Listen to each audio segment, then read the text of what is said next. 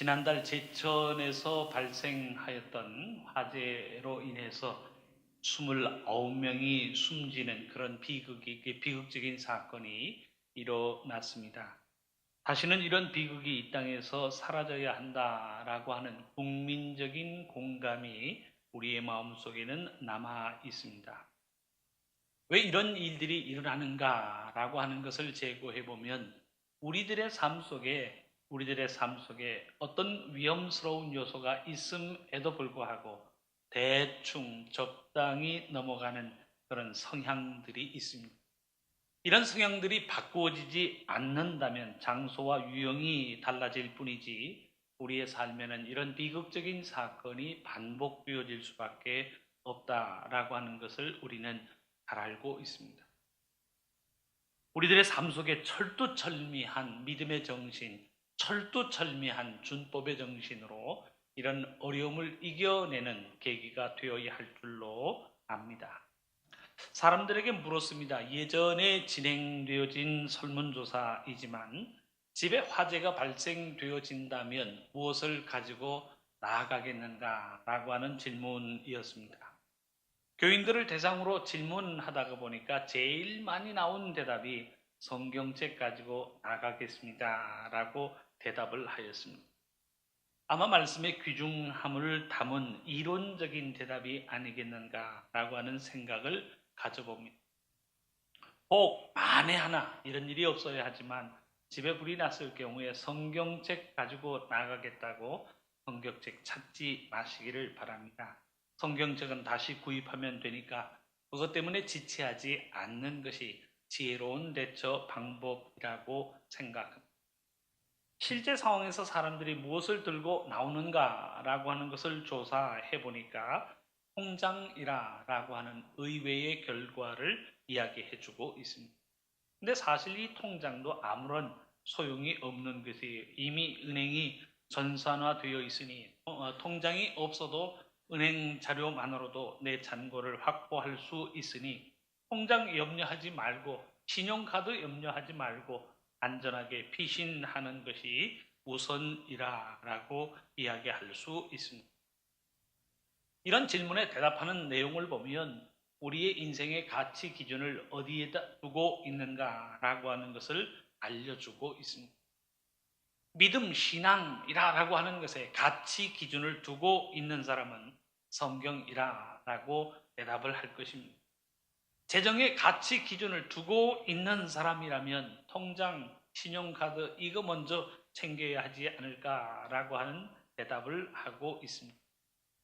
만일 자신들의 가족이라고 하는 구성원의 가치 기준을 두고 있는 사람들이라면 가족들이 나오지 못했다라고 하는 것을 알면 다시 뛰어들어가 그 가족들을 구하려고 하는 계획을 마음속에 가지게 될 줄로 압니다. 절대 일어나서는 안 되는 일이지만 한번 우리들의 인생의 가치 기준을 점검해 보기 위해서 한번 가정하여 질문해 보시기를 바랍니다. 우리 집의 화재로 인하여 전소되고 말았다면 내가 가장 아쉬워할 것이 무엇인가? 라고 하는 질문입니다. 실제로 우리 교인의 가정에 화재가 발생한 적이 있습니다.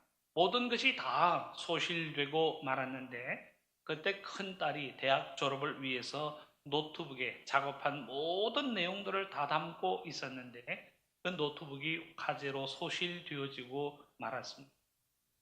그 딸이 그 불에 탄 노트북을 손으로 쓰다듬고 있는 모습을 보았을 때 얼마나 안타까운지 몰랐습니다. 어떤 말로 위로를 해야 할까라고, 어떤 말로 이 상황을 위로하고 권면해야 할까라고 하는 것을 전혀 생각할 수 없었던 안타까운 순간들이었습니다. 사랑하는 성도 여러분, 지금 내가 소유하고 있는 물건들 중에 딱 하나만을 가지라라고 한다면 여러분들은 무엇을 선택하시겠습니까? 내가 가지고 있는 많은 소유물들 중에 딱 하나만 골라서 내가 그것을 남기고 다른 것을 다 버려야 한다라고 한다면 그 한 가지의 선택이 무엇인가라고 하는 질문입니다. 오늘 본문에도 보면 마치 화재로 인해서 모든 것을 상실하고 있는 상황처럼 한순간에 우리의 삶 속에 어려움이 임하고 있는 상황이 전개되어지고 있습니다. 한순간에 들이닥친 그 멸망의 분위기로 인하여 모든 것을 다 잃어버리고 있는 상황이 오늘 본문의 상황입니다. 두 가지 시대를 언급하고 있습니다. 하나는 홍수로 인해 멸망당한 노아의 시대를 언급하고, 둘째는 불과 유황불로 인해서 멸망당한 롯의 시대를 언급하면서 우리에게 교훈을 주고 있습니다. 노아의 시대와 롯의 시대, 이 두 시대가 가지고 있는 공통적인 특징이 있습니다. 멸망이 임하기 전까지 사람들이 먹고 마시고 즐기는 일에만 힘쓰고 주력하였다라고 하는 사실을 이야기하고 있습니다. 27절의 말씀은 이렇게 기록합니다. 노아가 방주에 들어가던 날까지 사람들이 먹고 마시고 장가들고 시집가더니 홍수가 나서 그들을 다 멸망시켰다라고 하는 사실을 기록하고 있습니다. 롯의 시대를 이야기하는 28절의 분위기도 다르지 않습니다. 또 롯의 때와 같으리니 사람들이 먹고 마시고 사고 팔고 심고 집을 짓더니 라고 하는 말씀으로 기록하고 있습니다. 그러니까 오늘 본문의 기록대로 한다면 사람들의 가치 기준을 어디에 두고 살아가고 있습니까? 먹고 마시는 것, 경제 활동을 통해서 돈을 벌고 그 돈을 쓰기 위해서 동분서주하며 살아가는, 곧 그들의 가치 기준은 돈이요 물질이었다는 사실을 우리에게 일깨워주고 있습니다. 그런데 한순간에 재앙의 순간이 임하고 있다는 사실을 본문은 경고하고 있습니다. 먹고 사는 일에 분주해서 상상조차 할 수 없었던 그 순간에 재앙이 임하고 종말이 임한다는 사실을 본문은 기록하고 있습니다.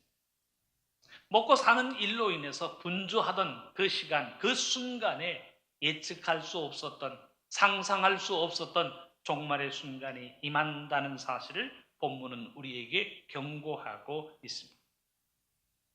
34절의 말씀을 보면 순식간에 임하는 종말의 순간으로 인하여 어떤 결과가 나타나게 되는가라고 하는 사실을 우리에게 일깨워주고 있습니다. 34절의 말씀이 내가 너희에게 이르노니 그 밤에 둘이 한 자리에 누워 있음에 하나는 데려감을 당하고 하나는 버려둠을 당할 것이요 말씀은 기록하고 있습니다. 35절의 교훈도 다르지 않은데 하나는 데려감을 당하고 하나는 버려둠을 당한다라고 하는 사실을 우리에게 이야기하고 있습니다. 사랑하는 성도 여러분, 오늘 본문에서 이야기하는 종말의 순간은 그저 세상의 모든 인류가 다 사라지고 멸망하게 된다는 그 어떤 전쟁의 결과를 우리에게 경고하고 있는 것은 아니라는 사실. 세상에 존재하는 모든 사람들이 다 죽고 만다. 그것이 유성 충돌이건 핵전쟁이건 이 땅 위에 있는 72억의 모든 인구가 한순간에 죽고 말 것이라 라고 하는 인류 멸망을 예고하고 있는 것이 아니라는 사람. 오히려 본문은 이야기합니다. 한 사람은 데려감을 당하고 한 사람은 버려둠을 당한다라고 하는 사실을 우리에게 이야기하고 있습니다. 인류 멸망이라면 모든 사람들이 다 죽어야죠. 그런데 본문은 그렇게 경고하지 않고 있습니다. 한 사람은 데려감을 당하고 한 사람은 버려둠을 당한다. 동일한 장소, 동일한 처소에서도 데려감을 당하는 사람이 있고 버려둠을 당하는 사람이 있다는 사실을 우리에게 알리고 있습니다. 곧 이 사실은 우리의 삶 속에 하나님의 심판이 나타난다는 사실을 이야기하고 있습니다. 핵전쟁으로 인하여 끝나는 인류 종말의 순간이라면 모든 사람들이 다 죽임을 당해야 하는 것입니다. 그런데 본문은 그렇게 이야기하지 않습니다. 구분하여 이야기합니다. 한 사람은 데려감을 당하고 한 사람은 버려둠을 당한다라고 하는 사실을 강조하고 있습니다. 심판의 결과인 거예요. 하나님의 심판의 결과 취함을 입는 사람이 있고 하나님의 재판의 결과 버려지는 인생이 있다라고 하는 사실을 우리에게 이야기하고 있습니다. 사실 성경의 말씀을 회고하여 보면 노아의 때에도 롯의 때에도 구원받은 사람들이 있었음을 우리에게 알려주고 있습니다. 어떤 사람이 구원함을 받았나요? 곧 믿음으로 하나님을 바라보고 믿음으로 하나님께 나온 사람들이 구원의 은혜를 못 입는다는 사실을 성경은 가르치고 있습니다. 주어진 하나님의 말씀에 복종하여 준비하고 예비하였던 사람들이 구원을 받는 순간이 곧 심판의 때, 하나님께서 모든 것을 심판하시고 하나님께서 모든 것을 재판하시는 그 종말의 순간이 갑자기 우리의 삶 속에 임한다는 사실을 말씀은 경고하고 있습니다. 그러면서 오늘의 본문은 우리에게 교훈합니다. 롯의 철을 기억하라 라고 하는 말씀을 덧붙이고 있습니다. 롯의 부인에 관해서는 창세기 19장에 세사히 기록하고 있습니다. 내용은 다음과 같아요. 하나님께서 죄가 관영한 소돔과 고모라 성을 불러 심판하시겠다라고 작정하셨습니다.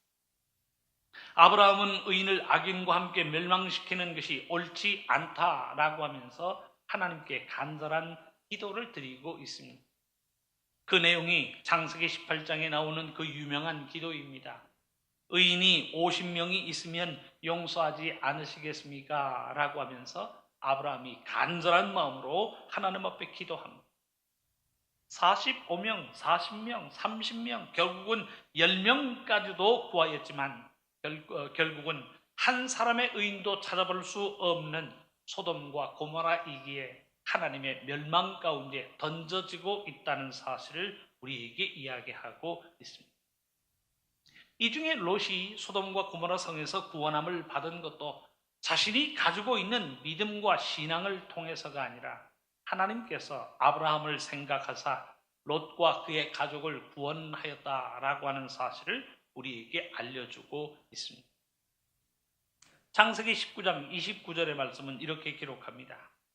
하나님이 그 지역의 성을 멸하실 때, 곧 롯이 거주하는 성을 엎으실 때에 하나님이 아브라함을 생각하사 롯을 그 엎으시는 중에서 내보내셨더라라고 말씀은 기록하고 있습니다.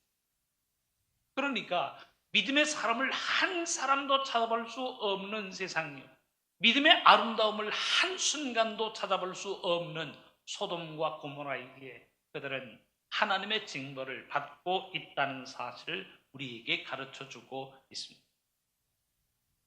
소돔과 고모라 성이 징벌당하는 중에서도 롯과 그의 가족들은 구원함을 받고 있습니다. 그런데 구원받는 그 과정에서도 문제가 있다는 사실을 우리에게 이야기하고 있습니다.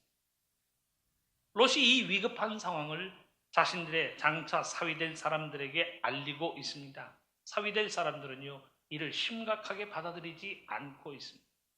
장인이 와서 하나님의 말씀을 전하고 하나님의 예언을 증거하면서 어서 속히 이 성을 피해야 한다라고 할 때에 그들은 별로 심각하게 생각하지 않고 있습니다. 성경에 보니 농담으로 여겼더라라고 말씀은 기록하고 있습니다.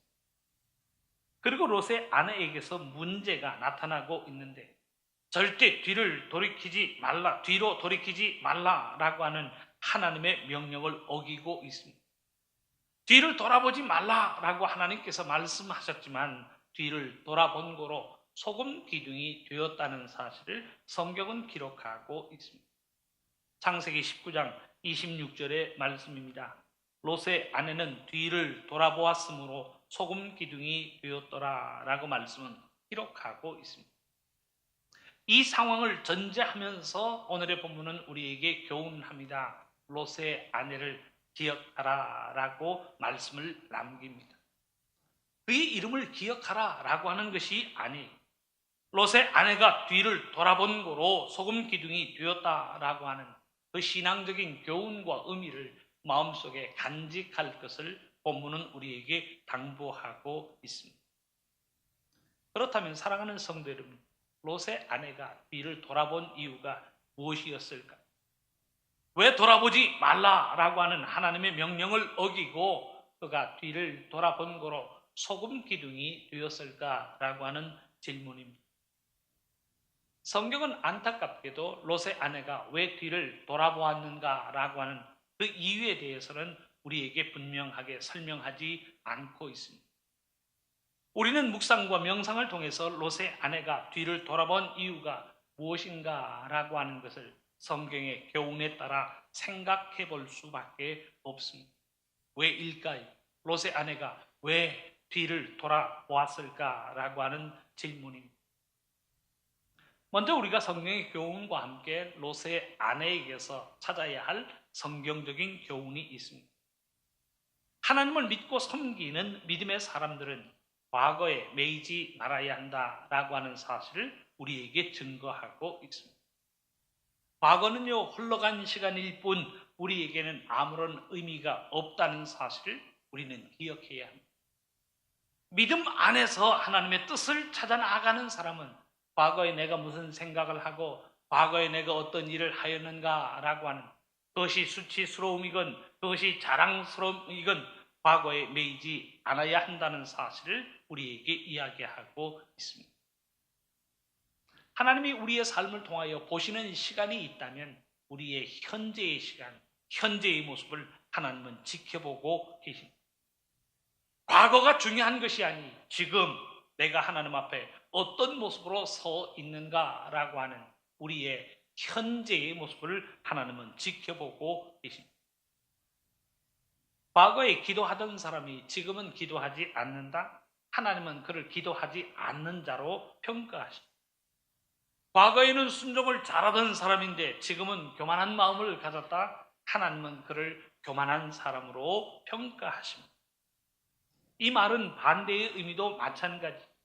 과거에는 살인자요 도적이었습니다. 그런데 지금은 전도인이 되었습니다. 하나님께서는 그를 살인자라고 부르지 않으십니다. 그를 전도인으로 임명하십니다. 과거에는 하나님을 대적했던 사람이지만 지금은 사도가 되었습니다. 하나님께서 그의 죄를 기억하시면서 문책지 않으신다는 사실을 우리에게 알려주고 있습니다. 과거에 그가 어떤 모습을 가졌건 현재 어떤 믿음의 모습을 가지고 하나님 앞에 나왔는가라고 하는 우리의 현재를 바라보신다는 사실을 우리는 기억해야 하는 것입니다. 만일 우리의 과거가 중요하였다면 3년 동안 예수님을 헌신하면서 따라다녔던 가룟 유다에게도 표창장 하나쯤은 주어야 하지 않을까요? 과거가 중요하였다면 사도 바울은 절대 하나님의 사도로 세워질 수도 없고 하나님의 사도로 불림받을 수 없다는 사실을 우리는 잘 알고 있습니다. 스데반 집사의 사형 집행을 감당했던 이가 사도 바울 아니었습니다. 그런데 그를 어느 누구도 스데반의 사형 집행관으로 부르지 않습니다. 복음 전도자로 인정하는 이유가 무엇인가요? 하나님은 우리의 과거를 보시는 것이 아니라 우리의 현재를 보고 계시기 때문입니다. 그러니 오늘 본문 31절 하반절에서는 이렇게 교훈합니다. 그와 같이 돌이키지 말 것이니 과거를 돌아보지 마라.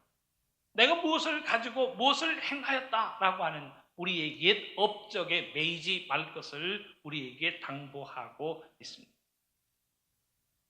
사랑하는 성도 여러분, 롯의 아내는 과거의 미련을 두고는 돌아보고 있습니다. 무슨 미련, 무엇에 대한 미련이 남아있는 것일까요?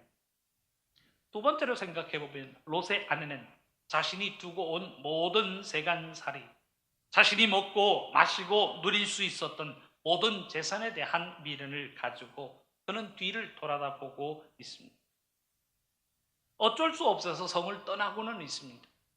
재앙이 온다라고 하니까 피하여 이 성을 모든 것을 놔두고는 성을 떠나 도망하고는 있습니다. 하지만 놔두고 온 집이 그리운 거예요. 놔두고 온 세간살이에 대한 미련이 남는 것이. 내가 놓아두고 나올 수밖에 없었던 그 모든 세간살이, 나의 물건, 나의 소유에 대한 미련을 갖고는 섭섭한 마음을 가지고 그는 뒤를 돌아다보고 있습니다. 미련을 갖는다라고 하는 미련의 의미가 무엇인가요? 깨끗이 잊지 못하고 끌리는 데가 남아있는 마음을 미련이라고 사전에서는 정의하고 있습니다. 하나님께 나아가는 자는 세상에 미련을 두면 되지 않습니다. 하나님이 버리라라고 말씀하신 것에 대해서는 가차없는 결단의 정신으로 버려야 한다라고 하는 사실을 말씀은 가르치고 있습니다. 그럼에도 불구하고 버리지 못하고요, 미련을 두고 있는 것이, 남기고 온 물건, 가지고 나오지 못한 물건에 미련을 두고는 아쉬운 마음으로 한 번도 쳐다보고 있는 것입니다. 본문 31절에서도 그런 교훈을 남깁니다. 그날에 만일 사람이 지붕 위에 있고 그의 세간이 그 집 안에 있으면 그것을 가지러 내려가지 말 것임을 우리에게 이야기하고 있습니다. 우리의 소유와 우리의 물질에 마음을 빼앗기지 말아야 한다라고 하는 사실을 이야기하고 있습니다. 세상의 미련을 두고 소유의 미련을 두는 것이 아니라 하나님의 말씀과 하나님의 영으로 우리의 심령이 채워질 수 있도록 하나님만을 바라볼 것을 말씀은 가르치고 있습니다. 사랑하는 성도 여러분, 우리가 살아가는 지금의 세대가 어떤 세대인가? 지금 우리들의 사회는 돈을 지키기 위해서 우정도 던져버릴 수 있는 사회가 우리들이 살아가고 있는 이 세상입니다. 돈을 벌 수 있다면 모든 것을 다 던져버리고, 우정도 던져버리고, 도덕도 던져버리고, 양심도 던져버리고, 돈을 벌 수 있다면 모든 것을 다 던져버린 채 이 제 물질을 향하여 나아가는 세상이 지금 우리들의 삶의 모습입니다. 성경의 교훈대로 한다면 미련한 인생의 순간이 아닐 수 없습니다. 말씀은 사람이 귀하지 물질이 귀한 것이 아님을 이야기합니다. 물질에 미련 두지 말아야 합니다. 생명을 지키기 위해선 뒤돌아보지 말고 믿음으로 나아가야 한다라고 하는 사실을 우리에게 일깨워주고 있습니다. 세 번째로 생각하는 롯의 아내의 모습입니다. 롯의 아내는 절대 뒤를 돌아보지 말라라고 하는 말씀에 대한 경각심을 가지지 못하고 있습니다. 안일한 마음을 가지고 별일 있겠나라고 하는 그 안일한 생각으로 그는 뒤를 돌아보고 있습니다. 이만큼 왔으니 되지 않았겠나. 미련도 남아있고 궁금함도 있으니 그저 돌아봅니다. 별 생각 없이 뒤돌아보았을 수도 있고 습관적으로 뒤를 돌아보았을 수도 있습니다. 뒤에서 무슨 소리가 나니 그 소리에 놀라서 습관적으로 돌아보았을 수도 있다라고 생각되어집니다. 그런데 결론적으로 생각하면 하나님의 말씀을 어기고 있다는 사실을 부인할 수 없습니다. 사랑하는 성도 여러분, 하나님의 말씀이 우리에게 증거하는 내용이 무엇인가? 하나님의 말씀을 어김이 죽음이요, 말씀을 기억하지 못함이 우리에게 주시는 하나님의 재앙을 초래한다는 사실을 말씀은 반복하여 경고하고 있습니다. 하나님의 말씀을 기억해도 그 말씀이 그리 심각한 내용이라고 하는 사실을 마음속에 두지 않습니다. 하나님께서 우리에게 주시는 엄중 경고의 말씀을 그저 한 귀로 듣고 기억하면서 뒤를 돌아보는 모습을 보이고 있습니다. 사랑하는 성도 여러분, 에덴 동산에서 아담과 하와가 받은 하나님의 명령이 무엇인가요? 선악을 알게 하는 나무의 실과를 먹지 말라라고 말씀하시면서 내가 먹는 날에는 정령 죽으리라 라고 하는 말씀으로 경고하고 계십니다. 생각해 보세요. 열매 하나 따먹었다고요? 너 반드시 죽는다라고. 너무 과하다는 생각이 들지 않나요? 아담이 하와로부터 선악을 알게 하는 나무의 실과를 받았다. 하와는 먹었는데도 죽지 않았습니다. 논리적으로 앞뒤가 맞지 않는 이야기라고 생각되어집니다. 하와가 먹어서 쓰러져 있었다면 아마 사태의 심각성을 이해할 수 있었겠죠. 그런데 하와가 먹었는데도 죽지 않았습니다. 아담은 생각하기를 하와는 먹었어도 안 죽었고 설마 선악과 하나 먹는다고 사람을 죽이기까지야 하겠는가라고 하는 생각 속에서 아담도 받아 먹고 있습니다. 하와가 먹고 응급실에 실려가거나 그 선악을 알게 하는 나무 밑에 피를 토하며 쓰러져 있다면 경각심을 가졌겠지. 그런데 아무 일도 일어나지 않았다고 생각하니 경각심을 풀고 하와가 건네는 선악을 알게 하는 나무의 실과를 받아 그도 먹고 있습니다. 하나님의 명령과 말씀 앞에서 심각하게 생각하지 않는 것. 정령 죽으리라 라고 하는 하나님의 말씀과 명령을 기억함에도 불구하고 그 심각성을 생각하지 못하니 그저 먹어도 되겠다라고 하는 생각 속에서 선악을 알게 하는 나무의 실과를 받아 먹고 있습니다. 사랑하는 성도 여러분, 우리가 성경을 대하다 보면 성경은 우리에게 분명하게 경고하는 내용들이 있습니다. 하나님께서 우리에게 주시는 말씀과 교훈의 심각성, 그 안에 얼마나 하나님의 엄중 경고가 담겨져 있는가라고 하는 말씀의 심각성을 우리는 기억해야 할 줄로 압니다. 하나님께서 우리에게 주시는 말씀이 무엇인가요? 사랑하는 자는 하나님을 알고 하나님께 속하게 됩니다. 사랑하지 않는 자는 하나님을 알지 못한다라고 말씀은 경고하고 있습니다. 하나님을 알지 못하는 자, 곧 우리의 삶 속에서 하나님의 사랑을 이루지 못한 자가 어찌 천국에 들어갈 수 있을까? 그 심각성을 가지고 너희는 서로 사랑하라 라고 하는 하나님의 말씀을 우리에게 증거하고 있습니다. 하나님의 말씀 앞에서 설마 행여나 아니란 우리의 모든 생각을 던져버려야 한다는 사실. 예배가 생명이라 라고 하는 사실에 여러분들 동의하십니까? 예배가 생명이요 하나님께 나오지 않는 자는 하나님의 영광을 드러내지 않는 자입니다. 하나님의 영광을 드러내지 않는 자는 하나님의 구원의 은혜를 입을 수 없다는 사실을 말씀은 경고하고 있습니다. 용서하지 않는다면 용서받을 수 없다는 사실을 하나님의 말씀은 경고합니다. 긍휼을 베풀지 않는다면 긍휼의 은혜를 누릴 수 없다는 사실을 하나님의 말씀은 우리에게 경고하고 있습니다. 이 말씀들을 마음속에 새겨서 그 말씀 속에 담겨져 있는 그 심각성이 얼마나 큰가라고 하는 사실을 우리는 망각하지 말아야 한다는 사실. 하나님의 말씀은 권면사항으로 우리에게 주시는 것이 아니지. 하나님이 말씀을 주시면서 이대로 하면 좋겠다. 뭐 안 해도 할 수 없지만 이대로 하면 참 좋지 않을까? 하나님의 한 생각을 우리에게 남기고 계시는 것이 아닙니다. 권면을 하거나 추천사항으로 우리에게 말씀하시는 것이 아니지. 하지 않으면 안 되는 하나님의 명령의 교훈. 그 하나님의 말씀을 따라 살아갈 때에 우리의 삶 속에 하나님의 생명의 역사가 이루어진다는 하나님의 명령으로 하나님의 교훈을 우리에게 허락하여 주고 계십니다.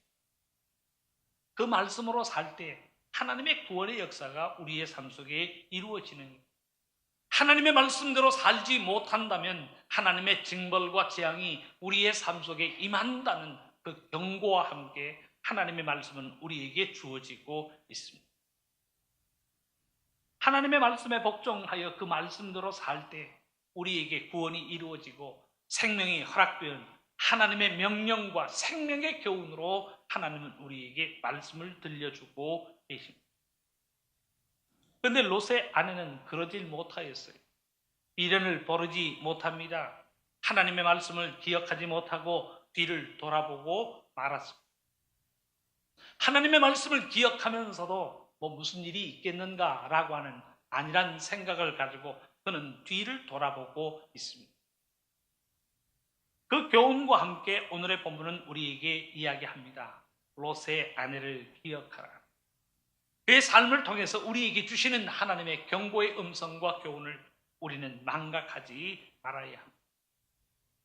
세상 모든 미련을 뒤로하고 오직 하나님의 말씀을 마음속에 담고 살아가는 우리들의 삶이 되어야 할 줄로 압니다. 사명을 이루기 위해서 뒤에 있는 모든 것들은 다 망각하고 오직 하나님의 주신 사명, 하나님께서 주신 믿음의 사명을 이루기 위해서 믿음으로 전진하는 우리들의 삶이 되어야 할 줄로 압니다. 그 하나님의 귀한 명령과 말씀을 부여잡고 믿음으로 전진하는 우리의 삶이 될 수 있기를 주님의 이름으로 축원합니다.